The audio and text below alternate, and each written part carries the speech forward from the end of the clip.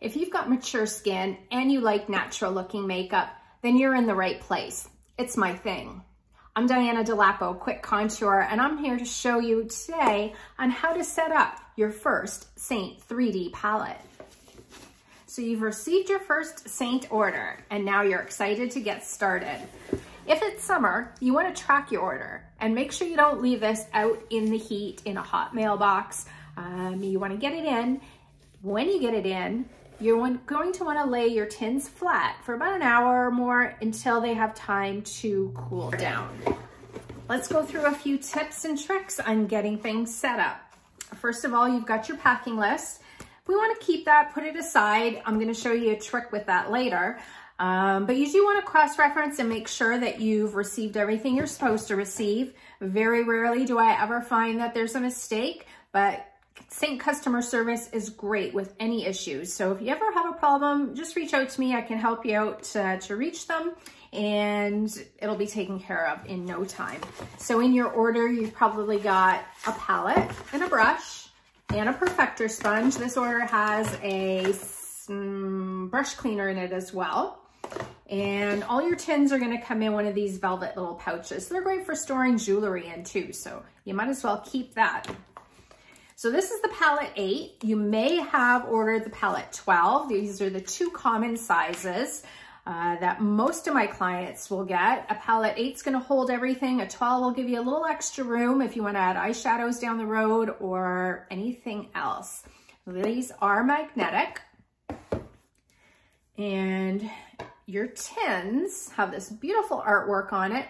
They are labeled on the front. They're also labeled on the back. It is very tiny. If you want to go in with a Sharpie and write the name on it bigger so you can see it, that's entirely up to you. You can just push down on the back with your thumb and push it outward. Some of them are very hard to open, and the harder you push, the more of a challenge it takes to get it open, and then you risk all the makeup kind of sticking to the lid. So a little tip, take a piece of tape, place it across the back and pull it out. It's going to pull down on the tin and slide it out away from the lid, and then you can just remove that tape and you're ready to go. I like to place my tins in my palette in the order that I'm going to use it. Your order, you may not know yet. You can follow my order, especially if you're going to be following some of my tutorials. I kind of go through the same setup. So I either start with a color corrector or a contour.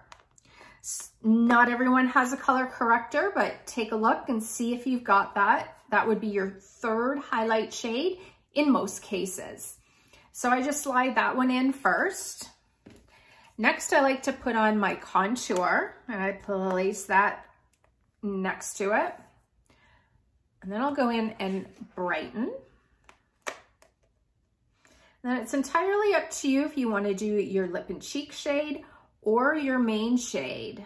So you can see there's my three different highlight shades, darkest, lightest, and then my middle shade. But I do like to put blush on because I use a satin shade. I get coverage out of that too. So by the time I put my lip and cheek on my cheeks, then I only need to fill in the rest of the area with my main shade. And this ensures that I don't have any layering. We just have the edges overlapping and merging together, and that's what gives you the three-dimensional look. If you haven't ordered a bronzer, you have some room to add it down the road. The bronzer really completes your look.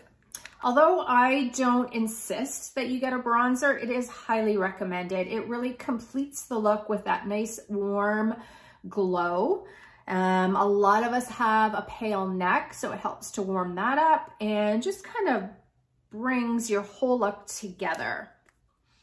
An illuminator is totally optional. Not everyone wants it or needs it. I only use it on my Cupid's bow and then sometimes in the inner corners of my eye, but you might use it on the tip of your nose or the cheekbones, even the brow bone, wherever you want to highlight.